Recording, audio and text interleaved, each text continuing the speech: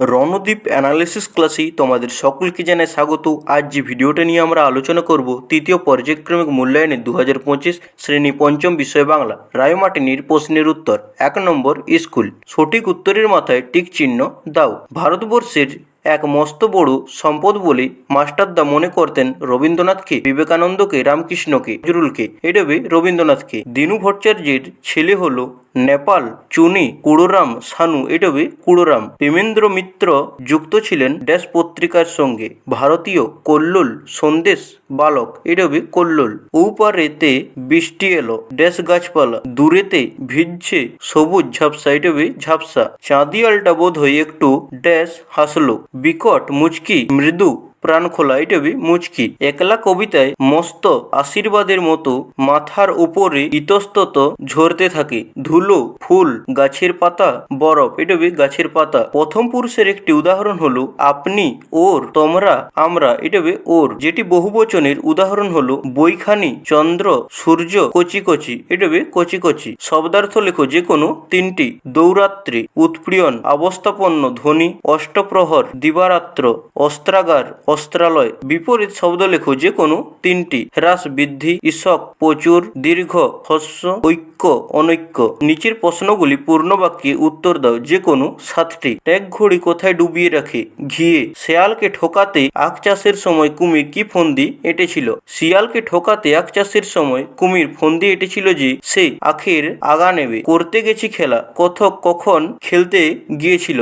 দুপুর বেলা। সারা বনে শুলো, শুলো কি? শুলো হলো ছোট ছোট শক্ত শেকড়। আউশ ধান কখন ওঠে? বর্ষাকালে। ছোটদের প্রিয় চরিত্র ঘনাদা কার সৃষ্টি? প্রেমেন্দ্র মিত্র। এদিক ওদিক টানতে থাকে আমায়, কবিকে কে টানে? কাঠবেড়ালি। রেস্তোরাঁর গায়ে নোটিশ ঝুলছে, কি নোটিশ ঝুলছে? কালো চামড়ার লোম এবং কুকুরের প্রবেশ নিষেধ। নিচের প্রশ্নগুলি সংক্ষেপে উত্তর দাও যে কোনো 2টি। কেউ করে না মানা, কাকে কোন বিষয়ে কেউ মানা করে না? মেঘেদের মানা করে না, কারণ তারা সারা আকাশ জুড়ে ছড়িয়ে রয়েছে, তাদের খেলা দেশ থেকে দেশান্তরে ছড়িয়ে আছে। লোকে বলে মন্ত্র জানা চাই, কিসের মন্ত্র? কে মন্ত্র জানে? মৌচাক কাটার মন্ত্র, ধনাই মন্ত্র জানে। মাস্টারদা কোন বিষয়ের শিক্ষক ছিলেন? উমাতারা হাই স্কুলের অঙ্কের শিক্ষক ছিলেন। নিচের প্রশ্নগুলি নিজের ভাষায় উত্তর দাও যে কোনো 2টি। পেটকাটা ও চাঁদিয়াল এর কিভাবে দেখা হয়েছিল? তাদের বন্ধুত্ব বা কিভাবে গড়ে উঠল? শৈলেন ঘোষের লেখা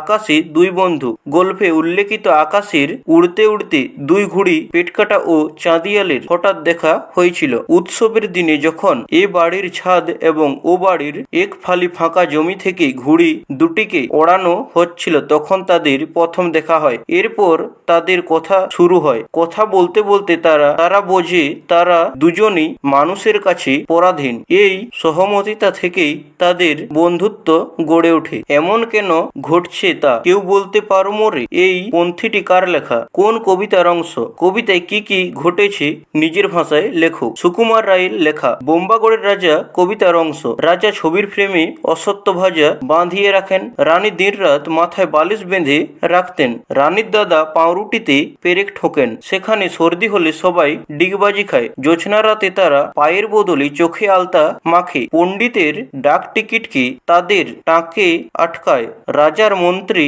সেখানে রাজার কোলে বসে কলসি বাজায়, আর সিংহাসনে ভাঙা শিশি বোতল ঝোলে, রাজার পিসি কুমড়ো নিয়ে ক্রিকেট খেলে এবং খুড়ো হুকোর মালা পরে নাচ করেন। কবিতায় এই সব মজাদার কাণ্ডখানা ঘটেছে। রাত্রে উত্তেজনায় গোপালের ঘুম হয় না। রাত জেগে গোপাল কি কি ভাবতে লাগলো। বাড়ির পাশে বড় বকুল গাছটার জোনাকির ঝাঁক জ্বলছে, জানালা দিয়ে সেদিকে চেয়ে চেয়ে সে ভাবে কাল সকালটা হলে হয়, ততক্ষণে যে রাত পোহাবে। জটি পিসিমা আদর করে ওকে বললেন খাওয়ানোর সময়, খোকা কাকুড়ের রান্না আর নিবি, মুখের ডাল বেশি করে মেখে নে। জটি পিসিমার বড় মেয়ে লাবণ্য একখানা থালায় গরম গরম তিলপিটুলি ভাজা এনে ওই সামনে ধরে হেসে বলে, খোকা কখানা নিবি তিলপিটুলি? বলেই লাবণ্যদি থালাখানা উপুড় করে তার পাতে ঢেলে দিয়ে তারপর জটি পিসিমা আনলেন পায়েস।